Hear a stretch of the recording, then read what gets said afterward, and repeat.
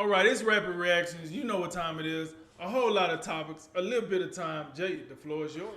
All right, the 49ers have inked linebacker Fred Warner to a 5-year, $95 million extension, making him the highest paid inside linebacker in football. Drink, what's your reaction to that contract? It seems like the young fella is on his way. He made the All Pro team last year. I'm not mad at it. He's young. He's only been in the league 6 seasons. So, hey, why not? Because you're supposed to pay a player for what they can do, not for what they already done. So with that said, I'm gonna say good move for the 49ers. The Southern Intercollegiate Athletic Conference have become the first conference to mandate COVID-19 vaccines to players, coaches, and staff. What are your reactions to this? Bravo to the Southern Intercollegiate Athletic Conference for making headlines today. That's the only way they're gonna make them because we don't know. I don't know a team in that conference. But I keep look. The long and short of it is I don't like it, and I'm gonna leave it at that. The final NBA head coaching vacancy has been filled with the Washington Wizards hiring Denver Nuggets assistant Wes Unseld Jr. earlier in the week. What grade are you giving that hiring? I'm gonna give it a B. I gotta watch. I gotta see what he do with the team. I like the hire on paper, but that's why we play the games. Chicago White Sox rookie slugger Yament Mercedes announced yesterday that he is stepping aside from baseball in what has been a up and down first big league season for him. When do you think we see him return? And just to add on to that, I mean, this guy came out like smoking hotter than fish grease, as Mark Jones likes to say. The guy got 8 hits in his first 8 major league at bats. Had a great month of April, and then like just started struggling as rookies tend to do, and eventually got sent down to AAA and just having a rough time at it right now.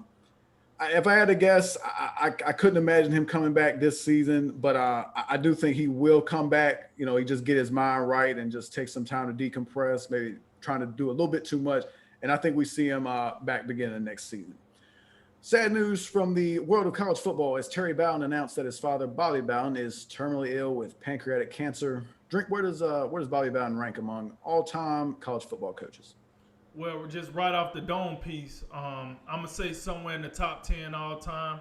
If I actually sat down and did the work, I probably put him, somewhere between 5 and 7 or so. But yeah, somewhere in the top 10.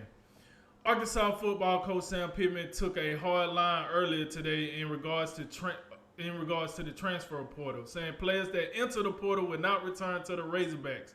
Do you think that's a wise position? Wise. God, I think that's tough, man. Like, I mean, I know. Remember Sam Pittman? Like, the Arkansas was nice enough to like default his contract. Right. Like, they didn't even charge him for the first year because of COVID. Like, I think you might be feeling a little too brave right now because it still is Arkansas. Player.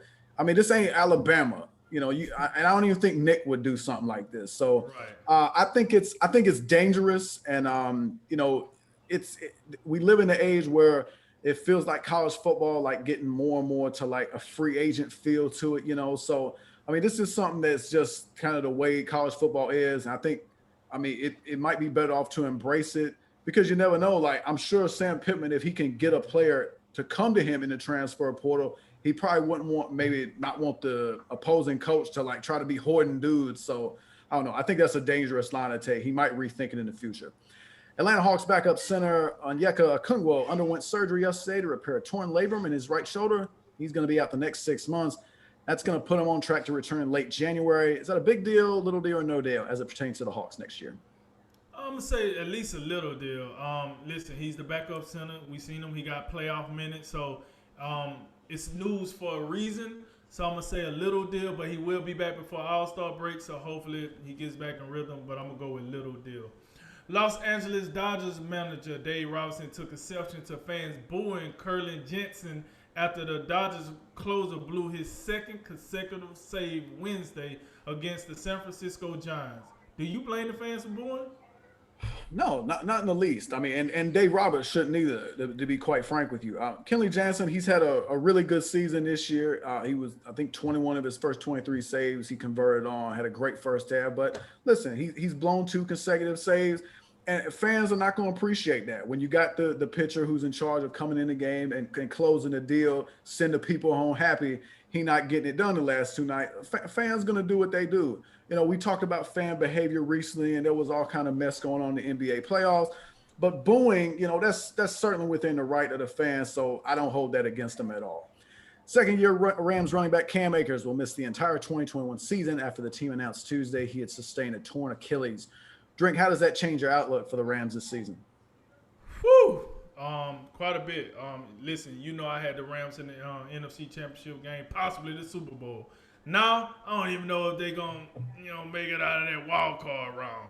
Unless, whoever they replace, Cam Akers with better come with that smoke. So it definitely changed the outlook of the Rams for me. Last one, Hall of Fame Rams running back Eric Dickerson told TMZ the Rams should sign Todd Gurley in the wake of the Cam Akers injury. Do you agree? Or do you agree with him? Or do you agree?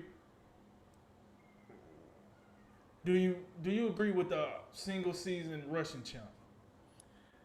No, I do not agree. But I can't say I necessarily blame him. He's a bit emotional right now. He remembers the days where he was setting records, and he remembers when Todd Gurley was like the best thing cooking in the NFL from the running back position. But look, we saw Todd Gurley late in his Rams career, which felt like it was like snap of the fingers. It ended so quickly. I think the Todd Gurley ship has sailed just the same way as the Jared Goff ship has sailed, and I can't imagine the Rams bringing him back. All right, that concludes today's Drink of Wisdom. As always, like, listen, share, subscribe. We appreciate all that support, and thank you for joining us. I'm Jay Wise.